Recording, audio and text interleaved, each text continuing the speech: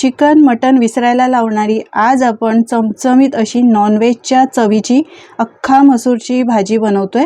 तुम्ही मंडळी कधी या पद्धतीने बनवली नसेल तर एकदा बनवून बघा, खायला एकदम चवीला भारी लागते। शिवाय ही भाजी फक्त बनवली ना तर तुम्हाला डाळीची किंवा आमटीची गरज सुद्धा लागणार नाही। करायला खूप सोपी आहे। चला तर सुरुवात करूयात। यासाठी इथे मी 1 वाटी अख्खा मसूर घेतलेले आहेत। हे बघा, अख्खा मसूर आहे ते एका भांड्यामध्ये काढून घ्यायचे आणि पाणी घालून 2-3 वेळा चांगले स्वच्छ पाण्याने धुवून घ्यायचे। आता अख्खा मसूर आहे ते लहान आकारात पण असतात आणि मोठ्या आकारामध्ये सुद्धा असतात। तर मी हे मोठ्या आकारामध्ये असतात ना ते घेतलेले आहेत। 3 ते 4 वेळा अख्खा मसूर मी पाण्याने स्वच्छ धुवून घेतलेली आहे। आपल्याला ही अख्खा मसूर भिजत घालायची अजिबात गरज नाही। कुकरच्या भांड्यामध्ये ही धुतलेली अख्खा मसूर घालायची। अर्धा चमचा हळद आणि थोडंसं मीठ घालायचं। आपण मिठाचा वापर नंतर सुद्धा करणार आहोत। यासाठी अर्धा चमचा मीठ घातलाय, 1 ग्लास पाणी घालायचं, मिक्स करून घ्यायचं आहे। झाकण लावून आपल्याला 2 ते 3 शिट्या काढून घ्यायच्या। अख्खा मसूर शिजते तोपर्यंत आपण दुसरी तयारी करूया। इथे आपण आता एक मसाला बनवतोय। तव्यावर तेल घातलेलं आहे। 2 पातळ उभे चिरलेले कांदे घ्यायचे आहेत। हे बघा, मोठे होते म्हणून मी 2 घेतलेले आहेत। आता हे कांदे आहेत ते चांगले एकदम सोनेरी रंग येईपर्यंत आणि याचा कच्चापणा जाईपर्यंत भाजून घ्यायचा आहे। आपण जो मसाला बनवतो त्या मसाल्यामध्येच खरी मजा आहे, कारण हा मसाला जर व्यवस्थित बनला तर कोणतीही भाजी तुम्ही एकदम वेगळ्या चवीची बनवू शकता। कांदा चांगला सोनेरी रंगावर या पद्धतीने भाजून घ्यायचा आहे, अजिबात कच्चा नको। यानंतर यामध्ये घालायचं आहे 1 वाटी किसलेलं ओलं खोबरं। इथे मी ओलं खोबऱ्याचा वापर करते, तुम्ही पाहिजे तर इथे सुक्या खोबऱ्याचा वापर करू शकता। यानंतर काही खडे मसाले घेतलेले आहेत। 1 मोठा चमचा धणे, यानंतर काळी मिरी 2-3 लवंग, दालचिनीचा 1 तुकडा, दगडफूल, स्टारफूल असे खडे मसाले घातलेले आहेत। आता हे मसाले या खोबऱ्या आणि कांद्यामध्ये चांगले मिक्स करून भाजून घ्यायचे। गॅसची फ्लेम लो टू मीडियम ठेवलेली आहे। मसाला जसजसा भाजत येईल तसतसा या मसाल्याला मस्त एक वेगळा सुगंध यायला लागतो। व्यवस्थित चांगला कच्चेपणा जाईपर्यंत भाजून घ्यायचा आहे। मंडळी, तुम्हाला माझी जर रेसिपी आवडत असेल तर एक लाईक करायला अजिबात विसरू नका आणि तुम्ही कुठून ही रेसिपी पाहता हे सुद्धा मला कमेंट करून नक्की सांगा, म्हणजे मी तुमचे आभार मानू शकेन। 4 ते 5 मिनिटं हा मसाला चांगला मी एकदम स्लो फ्लेमवर कच्चेपणा जाईपर्यंत भाजून घेतलेला आहे। पाहू शकता याचा रंग सुद्धा बदललेला आहे। आता थोडीशी यामध्ये म्हणजे मूठभर कोथिंबीर घालायची आहे। कोथिंबीर नक्की वापरा यामध्ये। यानंतर घालूया आलं आणि 3 ते 4 लसणाच्या पाकळ्या आणि 1 हिरवी मिरची। आता हे सुद्धा सगळं यामध्येच मिक्स करून 1-2 मिनिटं आपल्याला परतून घ्यायचं आहे। तुम्हाला हिरवी मिरची नको असेल, नाही घातली तरी सुद्धा चालेल, पण ही तिखट मिरची असल्यामुळे मी इथे एकच मिरचीचा वापर केलेला आहे। सगळं व्यवस्थित मिक्स करून घेतलेला आहे। हे बघा, हा मसाला तुम्ही बनवून असा मिक्सरला वाटून हवाबंद डब्यामध्ये डीप फ्रीझरमध्ये ठेवू शकता आणि आयत्या वेळेत तुम्हाला जर भाजी बनवायची असेल तर भाजी बनवू शकता। आता हा मसाला आपला भाजून झालाय, थंड करायचा आणि मिक्सरला बारीक वाटून घ्यायचा। कुकर थंड झालेला आहे, उघडून बघूया।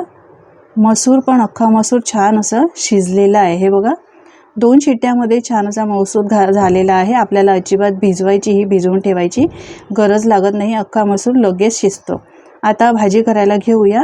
यासाठी कढई गरम करायला ठेवली आहे। 2 मोठे चमचे असे तेल घालायचं आहे आणि त्यानंतर यामध्ये घालूया 1 मोठा चमचा जिरं। जिरं चांगलं खमंग भाजायला लागलं म्हणजे याचा चांगला सुगंध यायला लागल्यावर यामध्ये 1 तमालपत्र घालायचं आहे। 10-12 लसणाच्या पाकळ्या घालायच्या आहे ठेचून। लसणाच्या पाकळ्यासुद्धा इथे नक्की घाला, कारण फोडणीमध्ये घातल्यानंतर या भाजीला खूपच चव चांगली येते। यानंतर घालूया हिंग पावडर घातल्यानंतर व्यवस्थित सगळं मिक्स करून घ्यायचं आहे, म्हणजे सगळं एकजीव होईल आणि सगळं व्यवस्थित भाजलं सुद्धा जाईल। चांगलं असं मिक्स करून घेतल्यानंतर यामध्ये आपण घालणार आहोत कांदा। तर मी इथे 1 मोठा बारीक चिरून घेतलेला कांदा घेतलेला आहे। आता हा कांदासुद्धा यामध्येच घालायचा आणि हा कच्चेपणा जाईपर्यंत कांदासुद्धा आपल्याला परतून घ्यायचा आहे। कांदा चांगला परतून घेतलेला आहे, ट्रान्सपरंट थोडासा झालेला आहे। आता यामध्ये घालूया 1 बारीक चिरलेला टोमॅटोसुद्धा चांगला मऊ होईपर्यंत परतून घ्यायचा आहे व्यवस्थित असा। हे बघा, या पद्धतीने। आता यामध्ये आपण काही मसाले घालणार आहोत। तर सगळ्यात आधी आपण जे वाटण केलं होतं ते वाटण घालायचं आहे। वाटण मी सगळं घातलेलं नाही, 1 वाटीभर वाटण घेतलेलं आहे, ते घातलं आहे। यानंतर आपण हे वाटण जे घातलं आहे ते चांगलं मिक्स करून घ्यायचं आहे। असं पण आपण हे भाजलेलंच होतं, तरीसुद्धा तेलामध्ये चांगलं 1-2 मिनटं असं मिक्स करून चांगलं शिजवून घ्यायचं आहे, म्हणजे यामध्ये काही कच्चेपणा असेल तर तो कमी होईल आणि यामुळे भाजीला चवसुद्धा चांगली येईल। व्यवस्थित असं हे बघा, लो टू मीडियम फ्लेवर हा मसाला चांगला मी भाजून घेतलेला आहे, परतून घेतला आहे। यानंतर अर्धा चमचा हळद पावडर, 1 चमचा लाल तिखट आणि इथे घालायचा 1 चमचा काळा मसाला। काळा मसाला वापरा तुम्ही नक्की, त्याची चव खूप छान येते, किंवा इथे तुम्ही गोडा मसाला वापरू शकता। अर्धा चमचा इथे मी गरम मसाला आणि 1 चमचा धणे आणि जिरे पावडर घातलेली आहे। आता यामध्ये घालायचं आहे पाणी। तर मिक्सरच्या भांड्यात जे आम्ही वाटण केलं त्यामध्येच पाणी घालून यामध्ये पाणी घातलेलं आहे। आता व्यवस्थित मिक्स करून घ्यायचं आहे, चांगले हे मसाले एकजीव होतील। वाटण आणि आपण जे मसाले घातले ते चांगले असे मिक्स करून चांगले शिजवून घ्यायचे आहेत। हे बघा, चांगलं असं मिक्स करून घेतलेलं आहे। आता यानंतर आपण घालूया मसूर, अख्खा मसूर जी उकडून ठेवली होती ना ती घालायची आहे। मसाल्याला चांगली उकळी आल्यानंतर यामध्ये सगळी अख्खा मसूर घालायची आहे। यानंतर घालायचं आहे मीठ। तर आपण भाजी म्हणजे अख्खा मसूर उकडताना सुद्धा मीठ घातलेलं होतं, त्यामुळे मीठ तुम्ही थोडं कमीच घाला आणि त्यानंतर टेस्ट करून यामध्ये मिठाचं प्रमाण वाढवू शकता। मिक्स करून घ्यायचं आहे आणि त्यानंतर याला एक चांगली उकळी काढून घ्यायची आहे। मस्त अशी याला एक उकळी येऊ द्यायची। गॅसची फ्लेम मी फास्ट करून चांगली उकळी काढून घेतलेली आहे।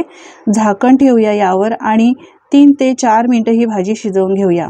आधीच अख्खा मसूर उकडलेले आहे, त्यामुळे जास्त वेळ शिजवायची गरज नाही। मस्त अशी चवीला भन्नाट लागणारी अख्खा मसूरची आपली ही भाजी बनवून तयार झालेली आहे। बारीक चिरलेली भरपूर कोथिंबीर घालायची आहे आणि मिक्स करून घ्यायचं आहे। ही भाजीचा इतका सुगंध या भाजीचा मस्त घरभर दरवळलेला आहे ना, आणि आपण जो मसाला बनवला आहे, शिवाय काळ्या मसाल्यामध्ये जी आपण ही भाजी बनवली आहे ना, त्यामुळे याची चव दुपटीने तिपटीने वाढते। शिवाय इतकी खायला भारी लागते की तुम्ही नॉनव्हेजसुद्धा विसरून जाल। पाहू शकता किती मस्त अशा याला एक टेक्स्चर आलेलं आहे। तुम्हाला जर ही अख्खा मसूर अजून थोडीशी पातळ हवी असेल तर पाण्याचं प्रमाण तुम्ही वाढवू शकता, पण मी ही अशीच ठेवणार आहे। अशी ही भाजी बनवली तर तुम्हाला डाळीची सुद्धा अजिबात गरज वाटणार नाही। चवीला इतकी भारी लागते ना, तुम्हाला दुसरं काहीही लागणार नाही खायची गरज। तर मंडळी, तुम्ही कधी या पद्धतीने बनवली आहे का? बनवली नसेल तर एकदा बनवून बघा आणि तुमचे अनुभव माझ्यासोबत शेअर करा। नेहमी एकाच पद्धतीने तुम्ही जर भाजी बनवत असाल किंवा काही वेगळं बनवायचं असेल तर एकदा अशी ही चमचमीत अख्खा मसूरची भाजी तुम्ही एकदा नक्की बनवून बघा। नॉनव्हेजसुद्धा विसरून जाल या भाजीपुढे।